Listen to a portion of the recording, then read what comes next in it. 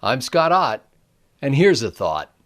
America needs a president who respects the Constitution, who reveres the Constitution. My fellow Americans, I adore the Constitution so much that I would be happy to lose this presidential election if only the eventual winner would appoint me as guardian of the Constitution. Yes, I will stand at the National Archives to ensure that no wretched refuse of a D.C. tour bus will sully the face of freedom's charter with a fingerprint, nor spill upon it a Pepsi Max, nor even allow his shadow to linger too long upon those enumerated powers.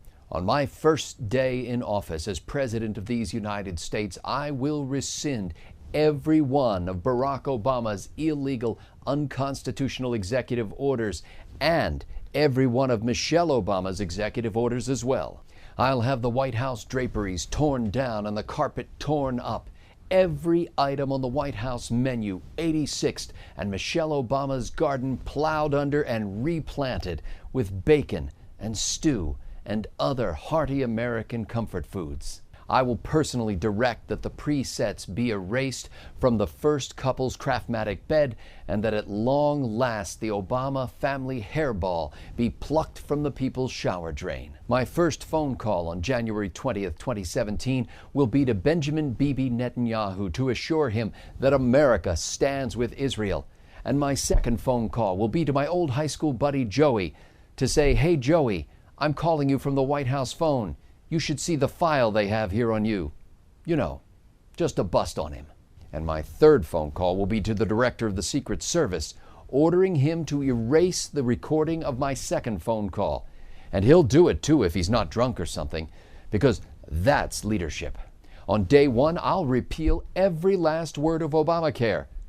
Or maybe just the last word, or every other word. No, wait. I'll reorganize every word of Obamacare, sorting it from the biggest to the smallest so that the most important words are at the top and the very last word of Obamacare will be, Since the world is a better place when America is strong, I will rebuild America's gutted military in ways not seen since the days of Ronald Reagan. And then I'll invade the Soviet Union if they won't tear down that wall. And after they tear down that wall, I'll use the pieces of that wall to build another wall on the U.S. southern border to keep out the illegal aliens and their coyotes and their Gila monsters. As for the 11 million illegal aliens already in our country, they've broken our laws and they must pay a price.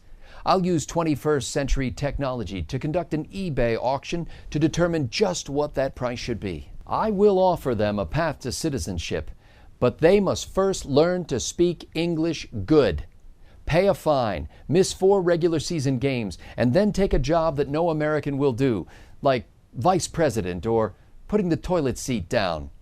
Something like that. I'll cancel every taxpayer-funded sex change operation for transgender troops and tell them that we will not pay to have that removed unless it was partially shot off by the enemy, in which case you have the thanks of a grateful nation and your choice of prosthetics. After all, we are a land of second chances.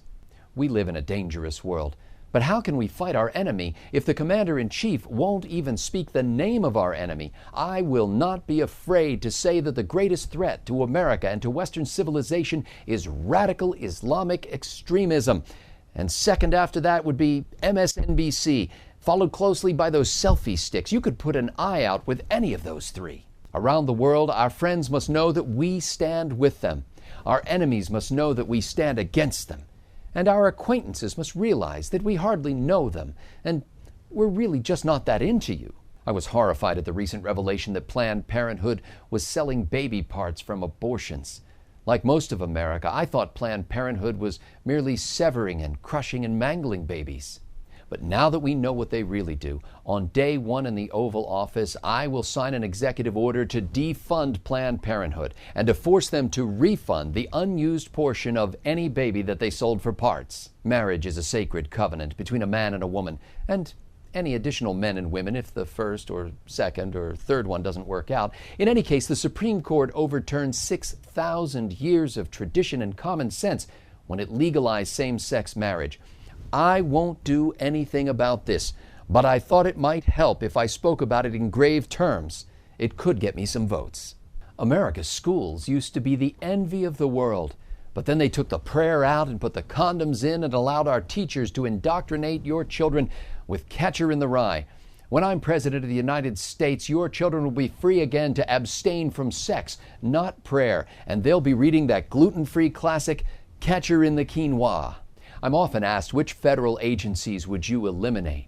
Well, that's easy. On day one, I'd eliminate 3 agencies: the Education Department, the Energy Department, and the Lingerie Department. We don't need an overreaching federal government controlling what you learn or what you burn, and I'll certainly get the federal government out of your underwear. The United States tax code is 17 trillion pages long. Now, I've only read Chapter 11, but I understand that the national debt is a threat to our very way of life. If we don't find a way to drastically cut government spending, someday soon, we'll no longer be able to enjoy the kind of prosperity made possible by a pocket full of maxed out credit cards. Finally, my friends, these God-blessed United States of America and this grand old party fairly cry out for a strong leader who will leave us alone. I pledge to you that when I'm President of the United States, I will be bold and virtually irrelevant. Thank you.